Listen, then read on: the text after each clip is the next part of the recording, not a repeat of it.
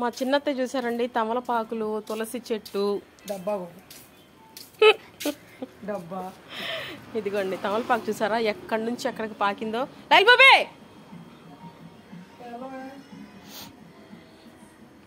ఇంకా ఏం పెట్టిందో చూపిస్తాను. ఇక్కడ దాకా పాకిందండి. ఇదిగో గోంగూర, తులసమ్మ చెట్టు, ఇక్కడ గోంగూర, గోరింటాకు.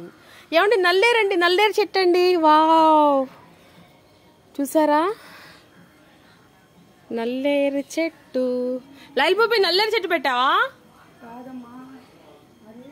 ఇదిగోండి చూడండి ఎంత బోరెళ్ళిందో అసలు. ఎంత నల్లేరేనండి. గోరింటాకు చెట్లు, ఇదిగో తులసమ్మ చెట్టు. ఇది బచ్చల కూర ఆకు అంటారు కదండి, ఇదేమో బిర్యానీ ఆకండి, బిర్యానీ ఆకు. తులసమ్మ చెట్లు, అదిగోండి గోంగూర చెట్టు, జామ చెట్టు.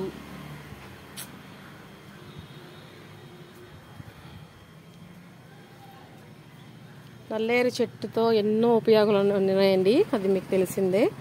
దీంతో పచ్చడి చేసుకొని తింటే చాలా చాలా బాగుంటుందన్నమాట. నరాలకి చాలా మంచిదంటండి. ఇదిగోండి దొండపాది కూడా అండి, దొండపాది కూడా పాకిచ్చింది మా అత్తయ్య.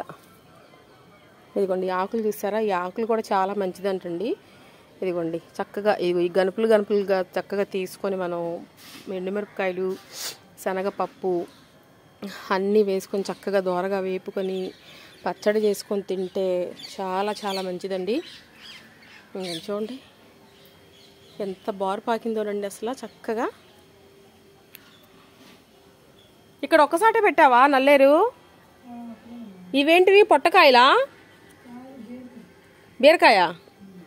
మల్లంటి కూడా పెట్టావా? ఇదేంటి వంగలా? ఇదిగోండి దీని ఏరు ఇక్కడ ఉందండి, నల్లేరు ఏరు ఇక్కడ ఉంది. నాకు ముక్కిస్తావా రేపు? సూపర్ కదండి. గోంగూర అండి, గోంగూర కూడా చాలా ఫ్రెష్గా ఉంది. గోంగూర పచ్చడి చేసుకోవచ్చు. ఇదిగోండి తమలపాకు ఎంత బారు పాకిందో చూసారా. మీకు ఎవరికైనా తమలపాకులు కావాలంటే మా అత్తయ్య దగ్గరికి రండి, ఇస్తారు.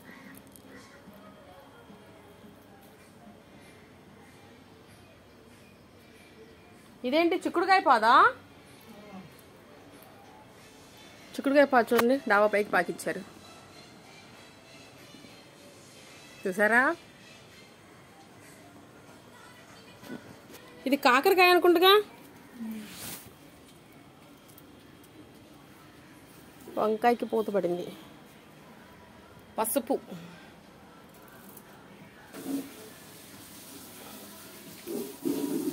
ఓకేనా అండి.